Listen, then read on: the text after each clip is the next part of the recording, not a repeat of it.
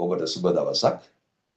මොහොතක් සිතන්න මගින් ඔබ වෙත ගෙන එන දේව වචනයයි මේ. හාස්කමක් සිද්ධ වෙන්නේ කොහොමද? හාස්කමක් සිද්ධ වෙන්න අවශ්‍ය කරන ප්‍රමිතිය කුමක්ද?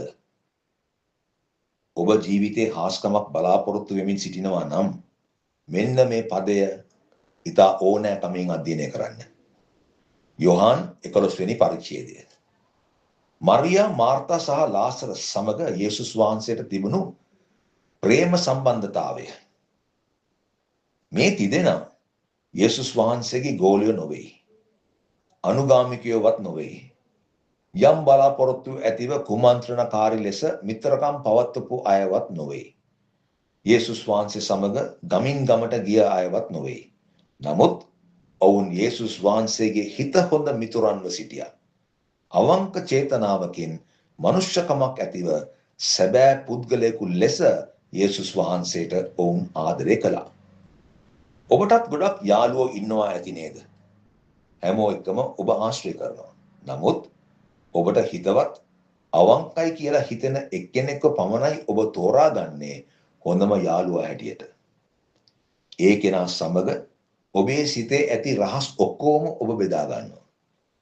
ඒ කෙනා වෙනුවෙන් ඔබේ ජීවිතයේ ඕනෑම දෙයක් පරිත්‍යාග කරන්නටත් ඔබ සූදානම්.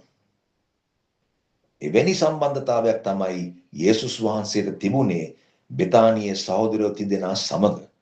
අවංක මිත්‍රකමක්. තමන්ගේ සහෝදරයා මියගිය අවස්ථාවේදී යේසුස් වහන්සේගේ පැමිණීම පමණයි ඔවුන් බලාපොරොත්තු වුණේ. කෙසේ වෙතත් යේසුස් වහන්සේට තම මිතුරන් කෙරෙහි දයානුකම්පාවක් ඇති වී ඔවුන් බලාපොරොත්තු නොවුණු යමක් යේසුස් වහන්සේ කළා. තම මිත්‍රයා ලාසරස්ව උන්වහන්සේ මරණයෙන් නැගිට්ටෙව්වා.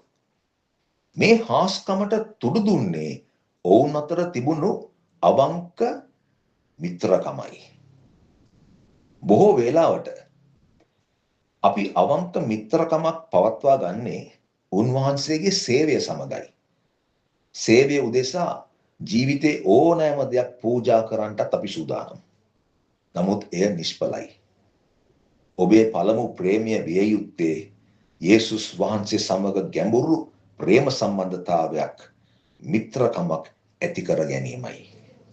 එනම් මොහොතක් සිතා බලන්න. මම සහෝදර නෙවිල්.